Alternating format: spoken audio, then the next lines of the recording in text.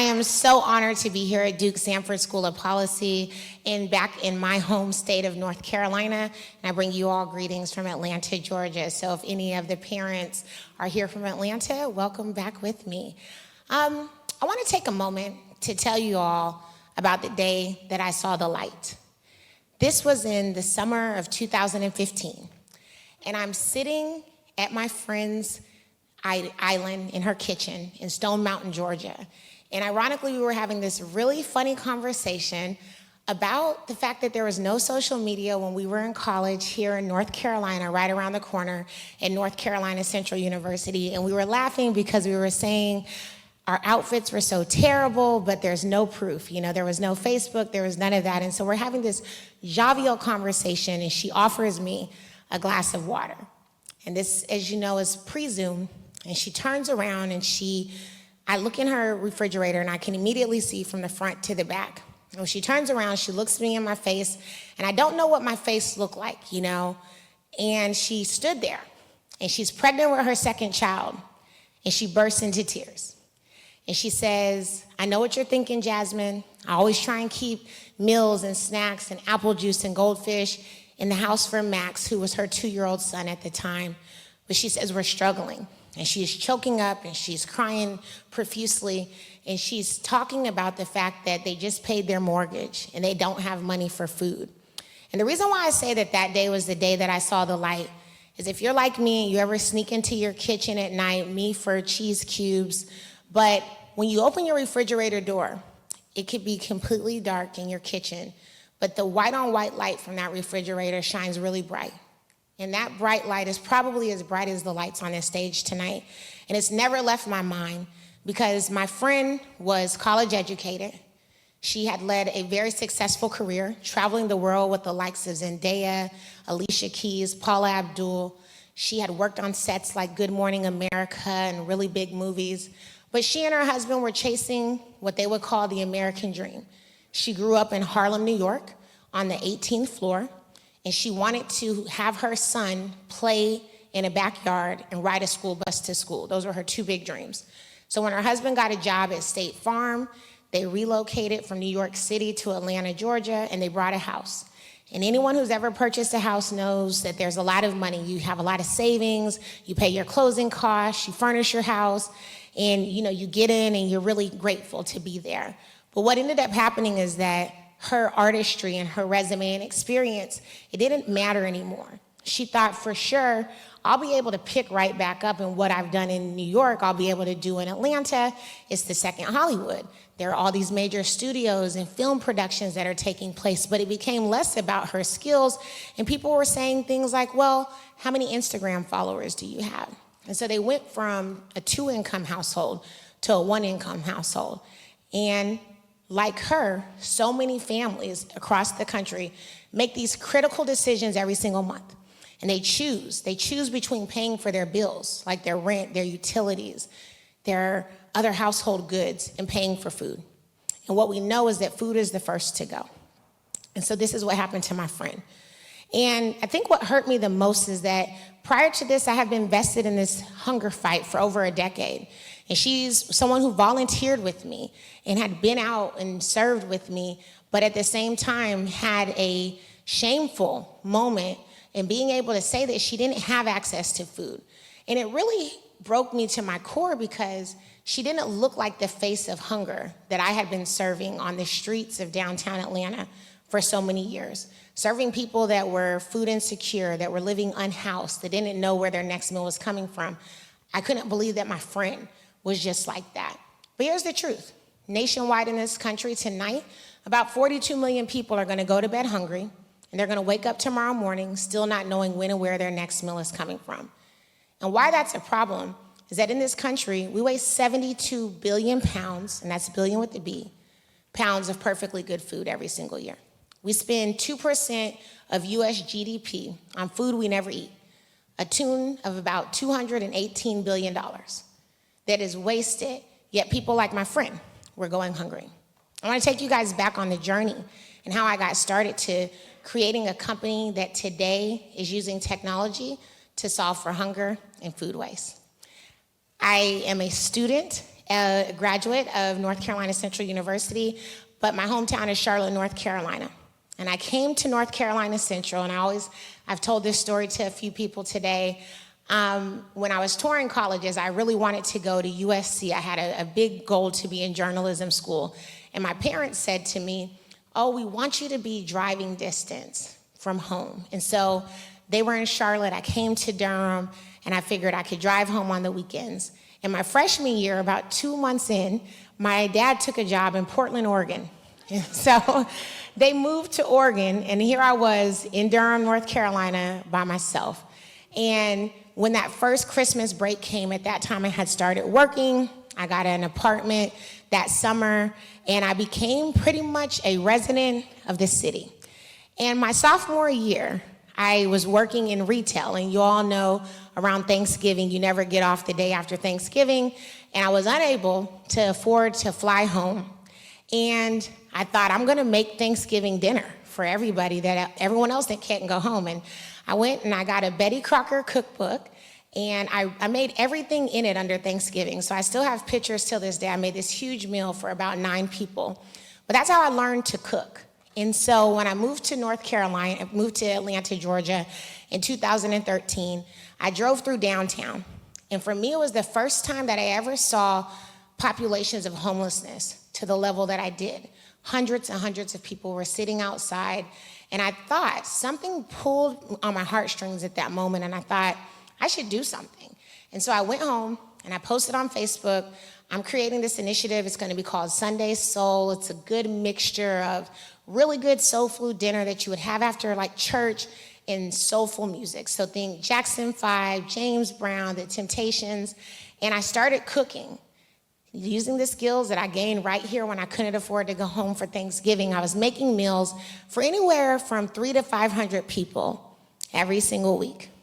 And about 3.5 years later, a video of one of my pop-up restaurants went viral on Facebook, which is really scary. So if you've never went viral, don't let that be your ambition, because I thought something was definitely wrong when I woke up that morning and saw that I had over 7 million views to this 15-second video that someone had shared with the simple caption, "Look what this group in Atlanta did for the homeless." And so as I was reading through all the comments and the praise, one of the reoccurring questions that people kept asking me was, which restaurants donated the food? And the truth was nobody. I was couponing, I was price matching, I was taking $5 and $10 donations. I got really good at making rice and pasta and chicken. I often joke that there's no way I could ever do this today with the cost of food, but I was able to feed anywhere from 300 to 500 people for about $500. So I got really, really good at budgeting and spreading the wealth. And so this video went viral, and as I'm reading through the comments, and at this time I'm doing talk shows, and I was on the Harry Connick Jr. show, and I'm all on the news, and people are so fascinated that I am renting tables and chairs and linens and printing out menus and getting flowers donated from Trader Joe's and allowing people that are experiencing homelessness to simply do something that they never get to do, which is dine with dignity, have an opportunity to choose items that they can eat. Because so much around how hunger was solved before was, here, take this. You're hungry, you're homeless, you should be grateful. And it really took out the fact that maybe someone had a religious conviction. What if they had an allergy? What if there were things that they couldn't eat? We had lost that whole part of our souls and how we were serving others. And that's why that video went viral, and it was life-changing. And so as people kept asking me who's donating the food, I then went to Google, and I don't know what I thought I was gonna find, like a checklist of here are all the restaurants that donate food and this is how you request it. But what I then found was a 82-page report that was done by Harvard Law School around food waste. And I stayed up until about 2 a.m. reading this report, and I'm blown away. I'm blown away at how much food is going to waste, and I'm thinking about my friend. And I'm thinking about the people that I'm serving on the streets. And I'm just wondering how this could be. Why are we wasting all this food when we have so many people going hungry? We literally have problems that could solve each other. And as I researched food waste even more, I learned how bad it was on the environment. And that was something that I would say shook me, because I wasn't quite an environmentalist. I would consider myself to be one now.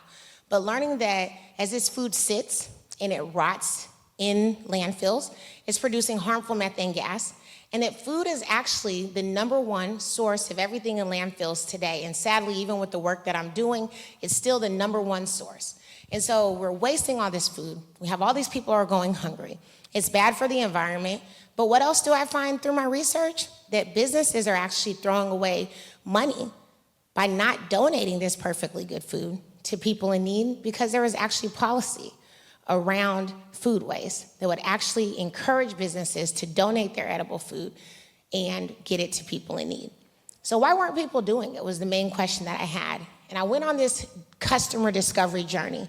In every restaurant I went to, every event I went to, and I'm sure just like me, you've all seen it. You've all been to a wedding, you've been to an event where you thought 700 people were gonna be there and only 500 people show up, and there's empty tables and there's salads on those tables, and you see the racks of food that never go out. So what was happening to this food, and why weren't businesses donating it? And what I found is that a lot of businesses were afraid. They thought, if I donate this food, someone's gonna get sick, they're gonna sue me, and I'm gonna lose my business. So that was one of the main reasons. The other reason that we found out is that it was a time thing. People were running out of food, or they had excess food, and they were running out of time. My business closes at 10, that's when I have all this food. I don't have hours upon hours to wait for volunteers to come and pick it up. And then they were really unaware of the incentives. And so at the time, we were seeing the emergence of the food delivery apps, the ones that we are using like the back of our hands today. And I was getting all of these referral codes from my friends. Use this code, get $10 off your first Uber Eats order.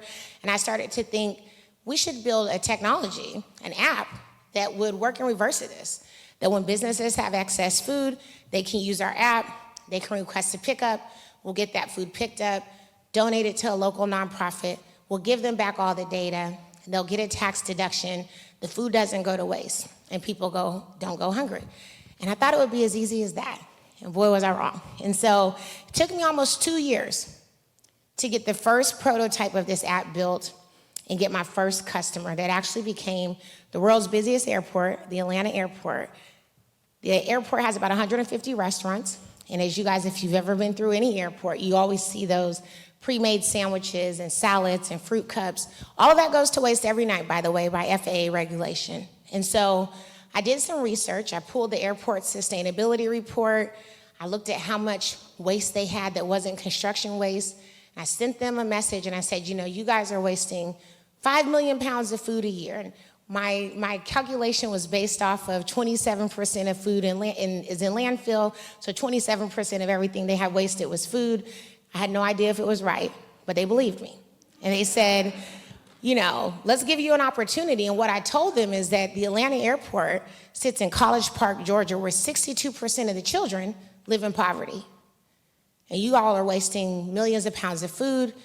You also are an airport, so you're huge carbon emitters, and you're doing something else that's bad for the environment, which is wasting food. So the airport became a customer in 2017. I'm proud to say they're still a customer today. And the great news is, I had about 6 months to actually build the app when I got them as a customer, because it wasn't built at first. I had no idea how expensive it was to build technology. And I thought at the time I could get somebody to build it for me and it'd be really simple and it'd be like building a website, and boy, was I wrong. But what I started to do is I started to hang out at Georgia Tech, and I started to hang out with college students, and I was telling them about this idea and getting students to get really excited. I would be in the computer science building. I guess now I probably look like a stalker, because I didn't look like a student, but I was just, any students that would talk to me, I would wave and ask if they wanted to work on something that was really cool. And I found a couple of students that built me the first version, and they used it as their senior capstone project. And that is what we started with. And so what we actually focused on was that we wanted to collect data around what businesses were wasting. We believe that you can't really manage what you don't measure. And nobody ever thinks about their waste. It's a very mundane thing. You're gonna pay your trash bill, you're gonna put stuff in it. You're never measuring like how much of what you're throwing away, you're just throwing away your trash. But what businesses were wasting was $40 billion a year by not calculating and donating the edible food that they had. I also wanted to calculate how many pounds of food they were keeping out of landfill and what that meant for CO2 emissions that they were helping to prevent. And then I wanted to show them the impact they were making, the meals that they were providing, the nonprofits that they were supporting. And I began that journey. In 2019, Goodr became a B Corp. And I really wanted to stand dually on the principle that we were going to be as much as for people as we were for planet. And so we started to think, what about all the food that we're leaving behind? If we're only taking edible food, we're only taking food that we could donate, still a lot of food is still ending up in landfill.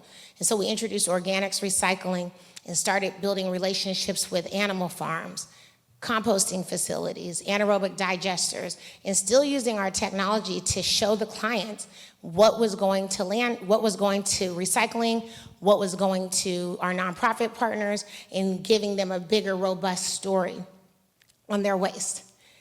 And in 2020, pretty much the business almost died because every customer that we had at that time had pretty much shut their doors and said, we can't do this anymore. We're basically putting a stop work in place. And I figured, like, what am I gonna do? How's my business gonna survive? And I made a pivot. The very first call we got happened to be from the Atlanta Public School District.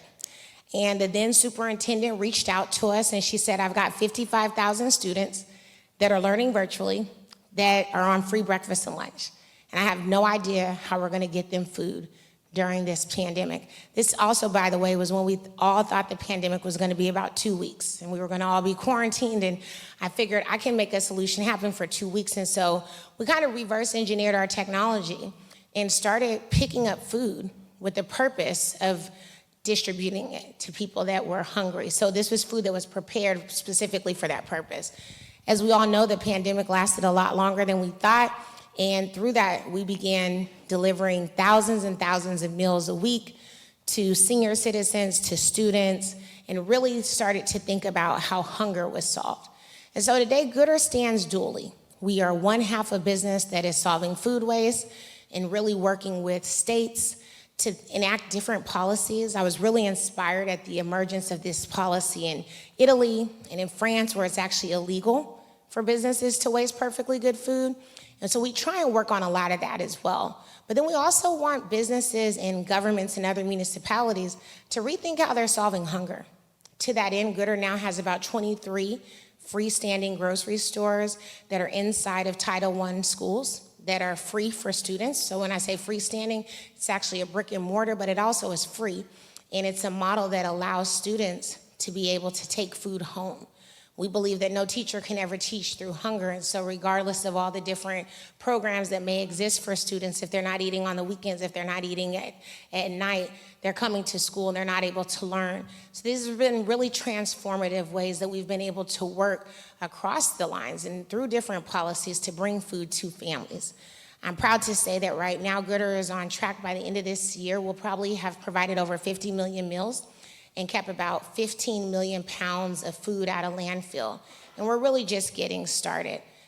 It's been a really hard journey, and I think when we get an opportunity to sit and speak to questions, which I hope I'll hear from you all as well, we'll dive into it more. But one of the biggest things that I want to talk about is the challenges. And then I want to end with the opportunities for you all as students, as future social entrepreneurs, to join me and support me and others that are working on problems and ways that you can support it with policy. It's been really hard to do good.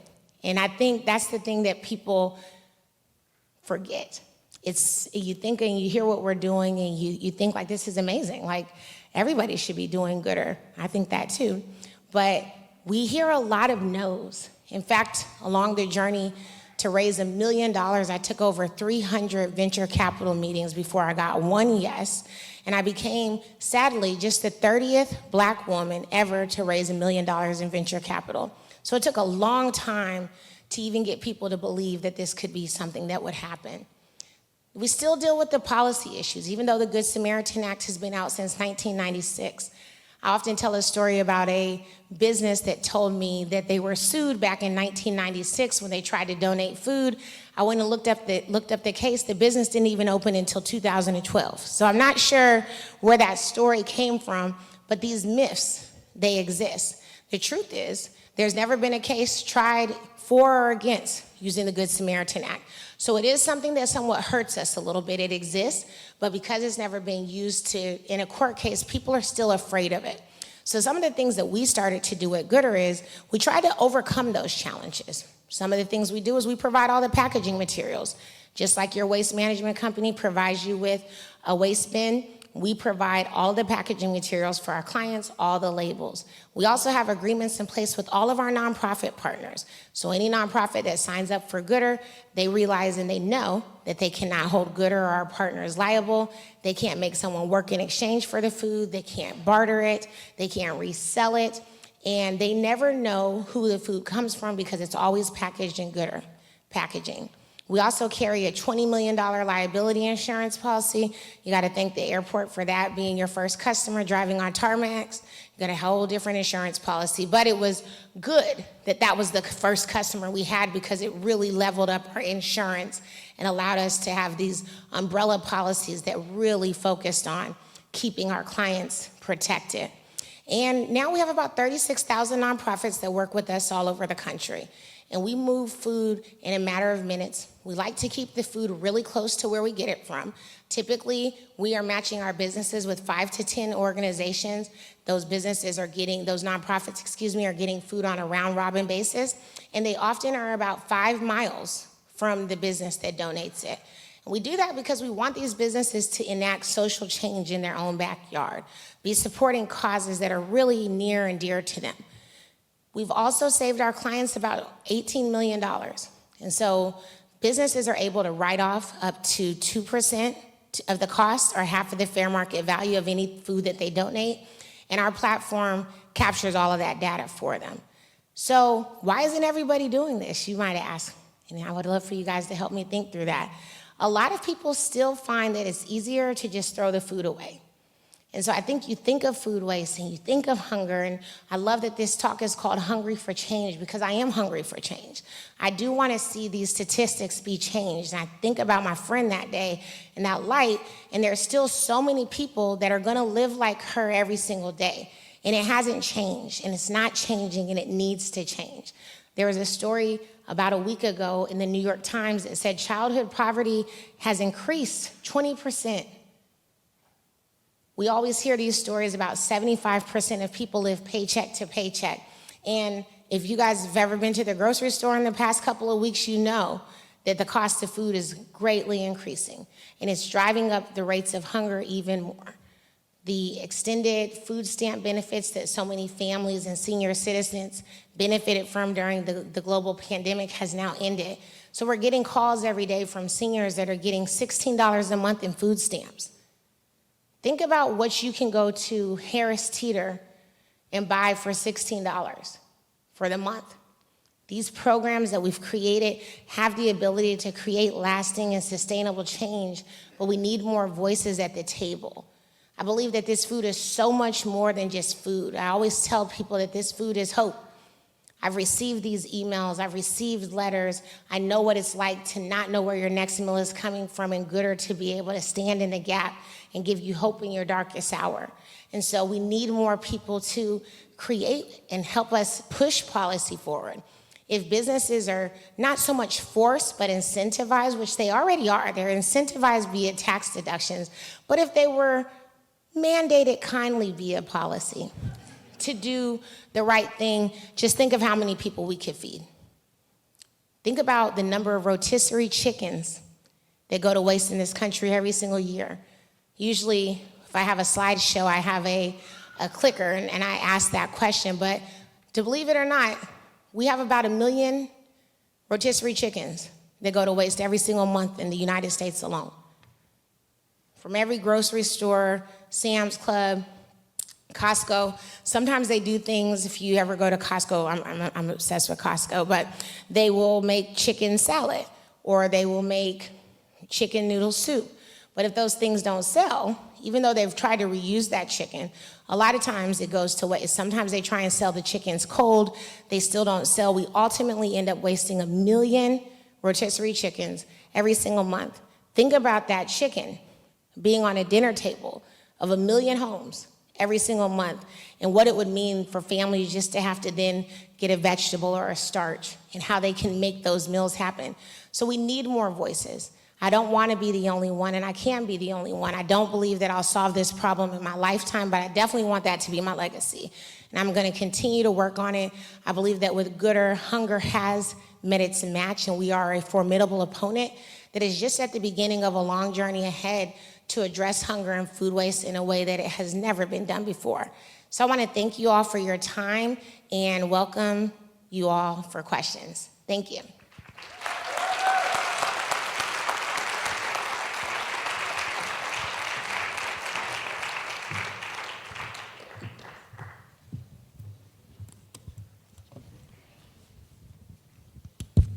Can you hear me? Okay. Jasmine, thank you so much for being so open and honest with us about the human experience of not having food on the table. One of the things that in all of our conversations, in our prep conversations, and all the videos I watched of you on the internet to prep for this conversation, there's such a clear focus on the dignity of the people who are on the other side of receiving food through your company.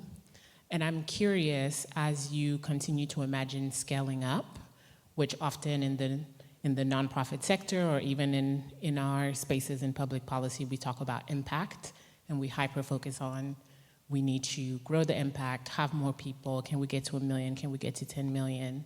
And they can sometimes feel just like numbers and not your friend who is opening her refrigerator and not having food for her son. How do you maintain that clarity of the importance of the dignity of the person who will receive the food in your enterprise as you continue to grow it? Yeah, that's such a great question. And I think about my friend, and I talk about that day I saw the light so often because, I usually say my friend she was doing great because she was working on film and TV sets, and then now there's a strike. So I always like to end usually and say that she's doing amazing again, but she was. But I never forget her story, and it's so personal because it's here. Like, we met right here. Her from New York, me from North Carolina. We were roommates at North Carolina Central, and so she just didn't seem like the hunger face. But it's a lot of people, and I think just like me, probably some of you have people, whether you know it or not, who have gone hungry, who have a hunger story. It's not something that they may be so open to tell you. I look at this story that Duke University did in 2021 that said 36% of college students, including those at Duke, are food insecure. So food insecurity is really real, but so are humans. And I think we should never have the notion of just take this box of food, take this bag of food, and be grateful and find something to eat. I told you this story, I think, earlier. I think I'm going to live until 104. I don't know why that's my premonition. But I'll never forget, I received an email from a lady named Bertha, and every now and then I'll check our contact information forms.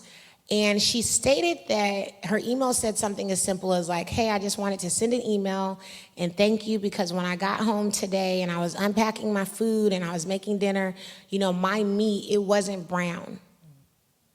And you guys gave me fresh food and it was good, and I've never seen anything like this, and I'm so grateful to you. And I think until I'm 104, I will never forget that, because that is what I talk about when I mention impact. The impact that her story made on my life, but also the impact of just getting quality food made on hers. That she would send an email just to say, thank you for giving me meat that was actually fresh. And if you think about how often in her story, she's received meat that wasn't fresh, but still not having a choice and still figuring like, can I still eat this? It's maybe a couple of days by the best by date, but I still need to eat. Just having the idea that it is good and just knowing that you're putting something good into your body. That is what I think about impact. I think another thing that's really different that we do at Goodr versus the larger hunger organizations is that we measure meals based off of actual items and ingredients in a meal. versus pounds. So a lot of organizations, and you guys have been at the grocery store and you've probably seen like donate 10 meals for $1. You kind of think like, how am I doing that? Like, I wish I could buy myself 10 meals for $1. But if you are looking and you're measuring meals by pounds, right? That I could give you 10 pounds of onions, and now I'm saying I've given you 10 meals. And so that's a really big difference. So when I speak to that we've provided 50 million meals, I mean that we have provided someone a protein, whether that is a vegan protein or an actual meat item, a vegetable, a starch, a roll. Like we've provided 50 million meals for people, and that's a big difference. So we really look at impact on as a reality and not so much just a number. Like, what's the reality? What did you get at the table? Not what did you get at the drive-thru. Yeah. And I can imagine, as someone who has gone myself to many food drives, and as a matter of fact, as you were talking earlier, I thought about my high school, and my homeroom class won the food challenge every year by bringing the most amount of food cans. And I'm thinking about what were in the food cans, if it was actually something that could provide a good meal. I'm thinking a lot about the reality that we talk about hunger all the time, right? Mm-hmm. And we have been working in some ways for generations to help other people who are food insecure, and yet we still have this problem. And in one of your videos, you talked about the difference between working on hunger versus solving the problem of hunger.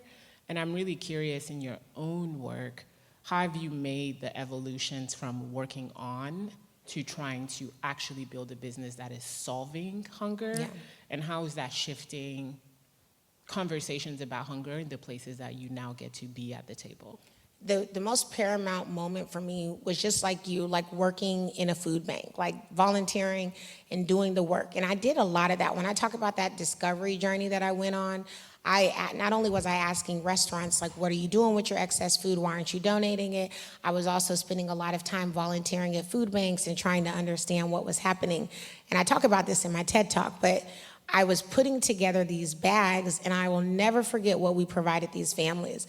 It was a can, a small can of corn, a can of peas, the French fried green onions that would go on like green bean casserole, a bag of kettle potato chips, a superhero-shaped macaroni noodle, and box of macaroni noodles, Weight Watchers Ding Dongs, Belvita breakfast biscuits, and a gallon of barbecue sauce. That's what we were giving. And there were like 80 people in line. And I was thinking to myself, what are these people going to eat? Like, what is this? Are we solving hunger by giving 80 families essentially ingredients that won't make meal? We gave them a gallon of Sonny's barbecue sauce and no meat. We gave them macaroni noodles that had no sauce. I mean, there was just nothing. And that's the whole 2 hours that I was there, that's what I was thinking about. So when I think of solutionizing hunger, I think of what we've done with our in-school grocery stores. We have also one that's inside of a low-income senior home, but we have most of them sit inside of Title I schools, middle, elementary, and high school. And we provide these stores for free. We use technology for families to be able to register, for schools to be able to reorder food. We restock it. The food is free 100% to families, and we have it sponsored or supported by the school district. So about half of our stores are actually funded by the school district themselves as part of their kind of wraparound services that they want to offer to students. Half of our stores are sponsored by brands like Aetna, Amazon, Southern Company, who want to use their foundation power to drive real solution change. But that's what it looks like. And when I'm able to see the same number of families that are repeating and coming back every single week, what I know is that those families aren't going hungry, that they are coming 2 times a month or 3 times a month, and we're really filling in the gap for them. What we know is 7 to 10 days is how long most people suffer. So it's usually around the 3rd week of the month when people have depleted any kind of benefits that they receive, whether that's disability, SSI, their paychecks.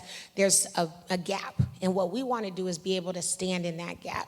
And what we never want to do is just be able to say we have a food bank that operates every week, that people can come and get free food, and not in knowing that they want to get food that would actually make them meals, because there's a big difference in this country between access to food and access to meals.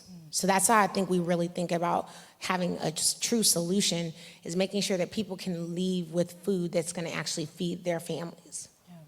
And as you are so clear about the solution, in my class we talk a lot about a lot of the issues that we want to solve sit at the intersection of people. And when we talk about people, we mean people, but also culture, practices, and policies. And you are so intentionally operating at the intersection.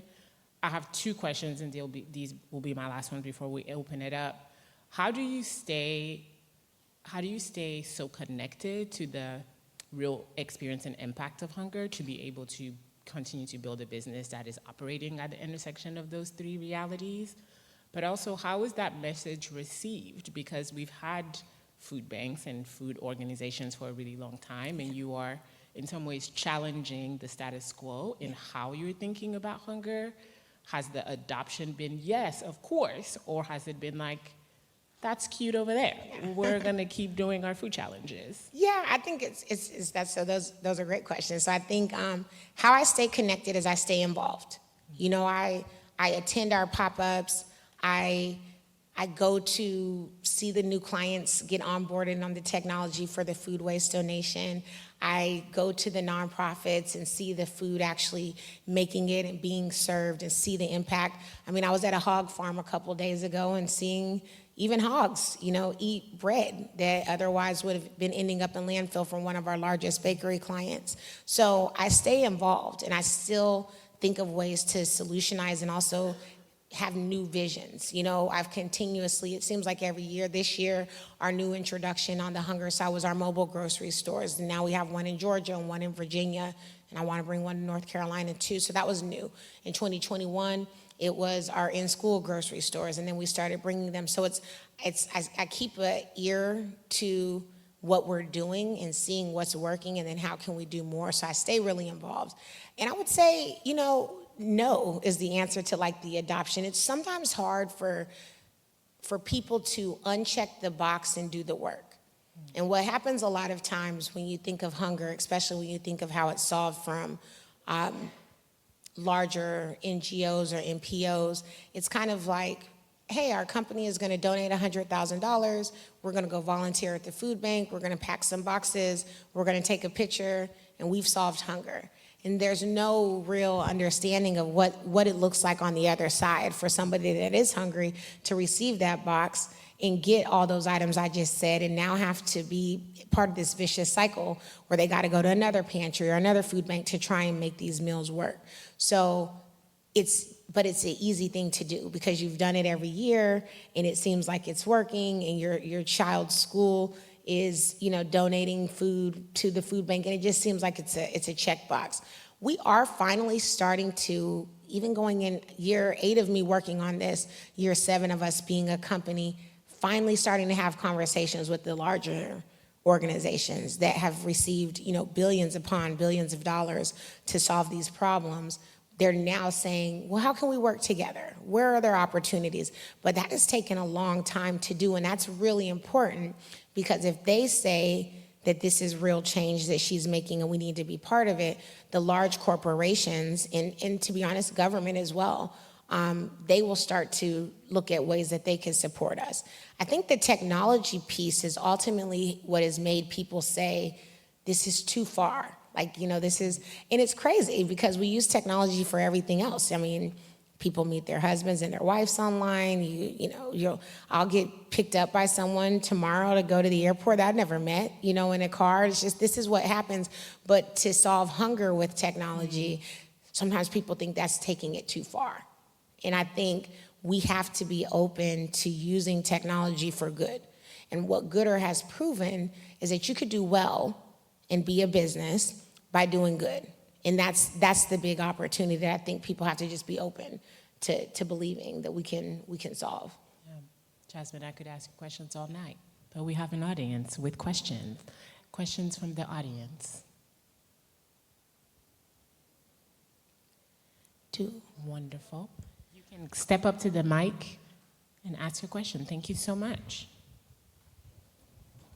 Hey, Jasmine, glad you're here. Thank you. So my name's Chris. I'm at the business school and teach courses on climate tech startups. So talking about folks like you building great companies. Thank you. You are a private company. Can you talk Correct. to us about how do you imagine growing whatever 10x, 100x? Is it more venture capital? Is it growing through profits, donations? You get bought by some larger company with bigger budgets, or ... Yeah, great question. Let me repeat the question in case people in the back did not hear it, because I don't think the mic worked. Great question. Goodr is a company, and so the question really is about what is the scale path for Goodr? Is it private money? Is it being bought by someone else? What is the plan? Yeah, thank you for that, Chris. And I wanted to touch on that because I think a lot of times when we do talk, people will hear me and think, well, Goodr is a nonprofit, right? Or this sounds so good to be true, so why are we a business? And I think the business case that I saw, as I kind of touched on, is that businesses were paying the waste industry is $1 trillion industry right now, right? And it never goes anywhere.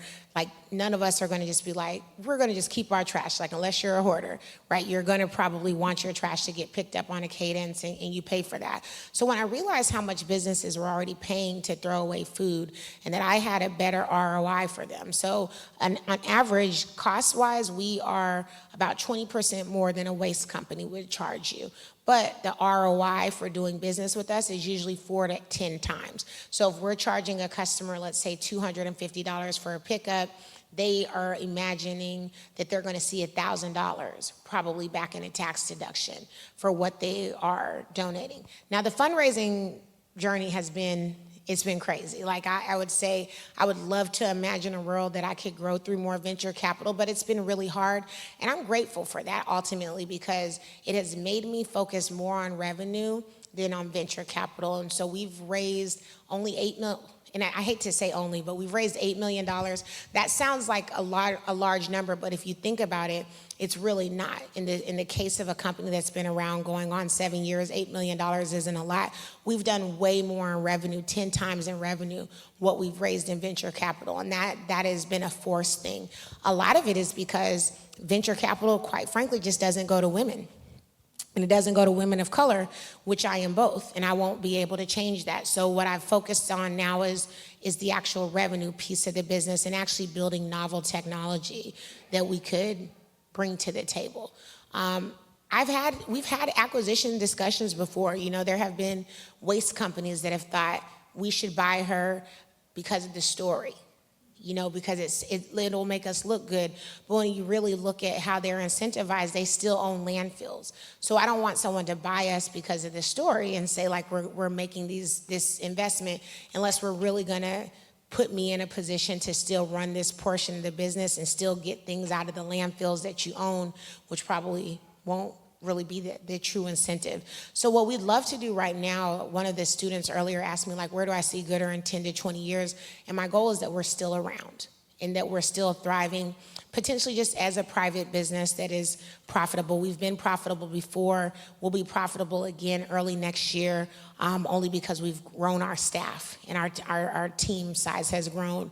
So I think I'm open, but it would have to be the right acquisition, and I would have to still stay at the helm for at least some time to be able to make sure that it's going in the right direction. Because waste is also one of the largest acquired businesses across the space in private equity.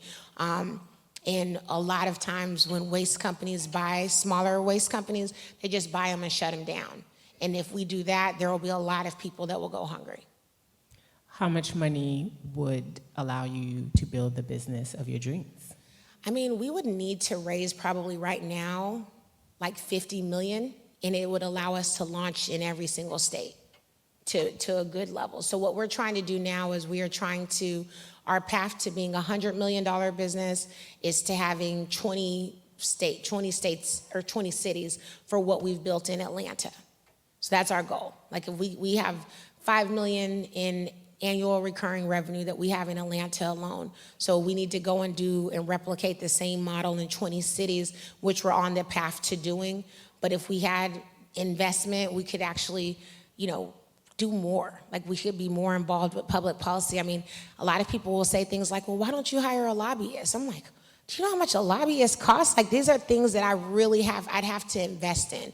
And so we haven't been able to invest significant capital into doing this. And hunger and food waste, I mean, these are big, big problems. And if you think about last year, the USDA's budget around hunger was $96 billion.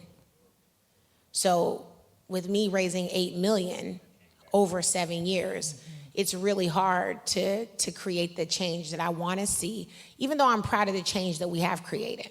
Yeah. Thank you. Great question, Chris. Thank you. Others, please feel free to step up to the mic.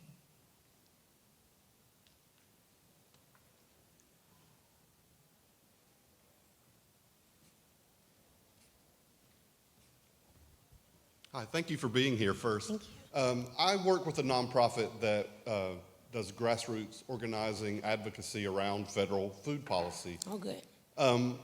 You've talked around it a little bit, and of course food waste is at the forefront of what we're doing right now as well.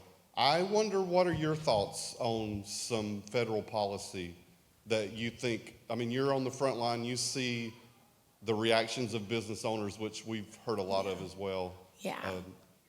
What are some policy changes that could really affect on the ground change to food waste? I love what California is doing right now with their SB 1523. But they're struggling with it. And I spoke at the California Recycling and Reuse Conference maybe like a month and a half ago. So it got introduced in 2022, and it was similar legislation to what you're seeing in policy around France and Italy. So they tiered it. Like hospitals didn't have to do it, small restaurants didn't have to do it, but like they wanted hotels, convention centers, certain kind of businesses to be donating their excess food. But there's no fine and there's no enforcement. And so it's really hard, and they put the mandating of this policy on the counties, which, as many know, are probably really small, understaffed. Maybe they have 1 or 2 people in the whole county, like in Los Angeles. Imagine Los Angeles County having 2 people that are working in the office on the mandating and the enforcement of food waste policy. So I do think at a federal level it would be great. I went to the White House Conference on Hunger, Health, and Nutrition last September, and I was kind of shocked that food waste wasn't a discussion. And that was really, and this was the first conference that they've had since Reagan was in office. So, I mean, it's been a while. But no one talked about food waste. And it was like, this should be a huge part of the discussion. The conversations was great. I mean, it was definitely talking about how do we solve rural hunger? What can we do with native lands? But no one was talking about food waste as a conversation. So I think we should look at what other countries have done. But businesses need to be able to see the incentives. I'm actually trying to enact what we're calling a food policy bond. I'm trying to get one city to do it where an investor can work with the city to actually invest the money to capture the tax deduction that the business would then claim. So we pass off the tax deduction to the investors, and then we make it free for businesses to use the service, because money for the margins in food businesses, even in grocery stores, are really small. So for us, the kind of customers that we've been able to be successful with are the big ones. That's why our customers are like Oracle and Nike and the airport and Delta. They can invest in our service because they're large corporations. But a small restaurant, or even like a franchise restaurant that has lots of locations, their margins are so skewed that they would need to be incentivized with, hey, here's an opportunity to use this service for free. Your pickups are free. You're not going to get the tax deductions that you would be getting, but you're also not paying for it. And there's some kind of investment. So that's one of the things that we've been focusing on is like, and you see these bonds a lot of times, but a lot of times it's around real estate. So people invest in like affordable housing bonds. So we're hoping something like that. I've been pitching it to a lot of cities. It hasn't been picked up yet, but there's interest. There's interest in kind of like, how could we do it? So we've been meeting with a lot of lawyers, but the thing that I think we always get stuck on is how much it costs even to meet with the lawyers, so there needs to be some kind of investment to make this happen, or it has to be fines. And that's how it's worked in France and Italy. If you're gonna get charged 10,000 euro per occurrence, you're gonna donate the food. So that's what I think is helpful. Thank you.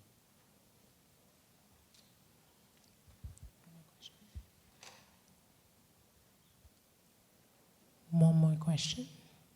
Yeah.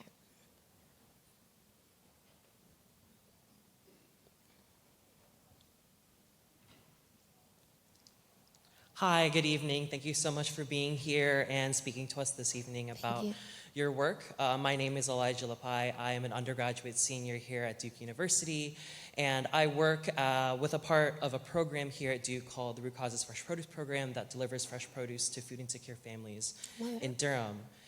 As a part of that, we've become involved with what I would call a food waste recovery network here in Durham, actually. I don't know if you're familiar. Is it Food Waste Recovery Network? It might be, Okay, but yeah. from our My end, friend is the president, so I was wondering if that it's, might be what it's called. Yeah, and specifically the people that we work with is specifically a part of that called Bagging It for Kids. I don't know if you're familiar. And it's tied to my question. I'm really curious to hear if you have had experience as a part of expanding Goodr, encountering grassroots-led efforts to try to address food waste and food waste recovery networks, and if you've ever experienced any challenges from those who are currently doing this work, any skepticism that has been experienced by individuals, those who have been doing this work on the ground, and the potential to adopt Goodr, and any experiences and results that you've had from addressing that? We've had really great experiences. I think there's a need and a desire to use our technology at scale, which is something that we've been trying to fund, and figure out what that looks like. So we work with a lot of what I would call gleaning organizations. We have been fortunate enough to actually hire some of them because we think hunger is not an issue of scarcity, it's a matter of logistics. So we have a network of logistics partners and haulers that actually move this food for us. Goodr is very asset light. The only difference between like a traditional grassroots organization is that we actually pay the drivers. And so in some cases, we've been able to work with these organizations and actually pay them to do the deliveries that we have clients paying us for, but also helping them further their work.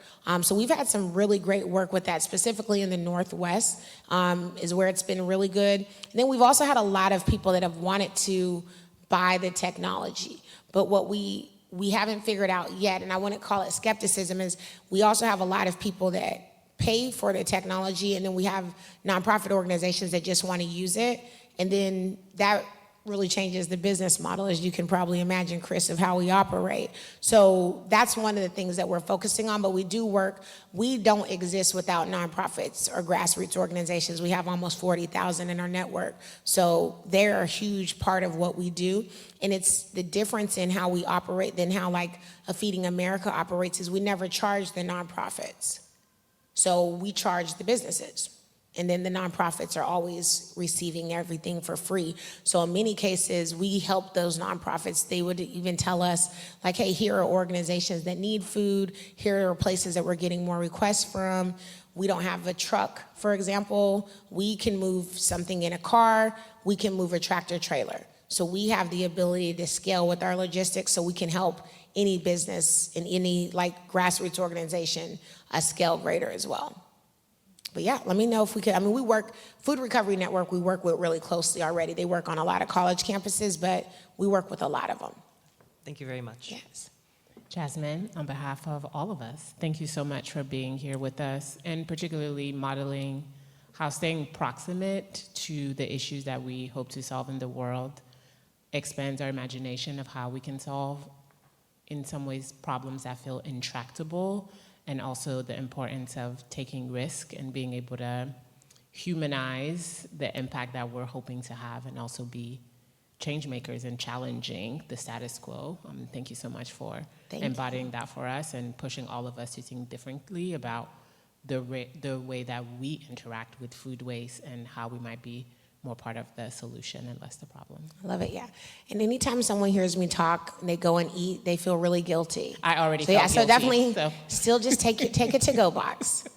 Thank you so much. Thank you.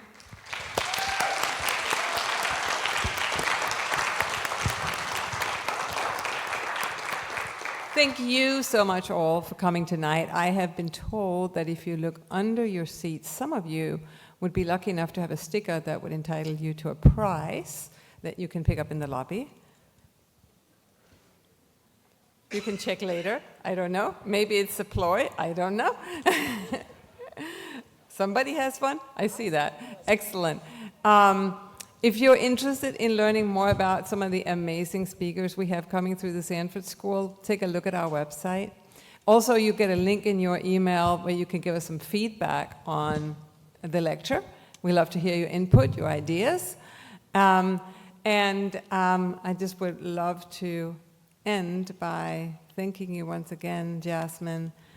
I was thinking when I was listening to you, I was thinking compassion, action, and vision really characterize you as a person, and it's been incredibly privileged to listen to you today and to have you engage with Alexandra. It's been awesome. So let's everybody give them a great hand.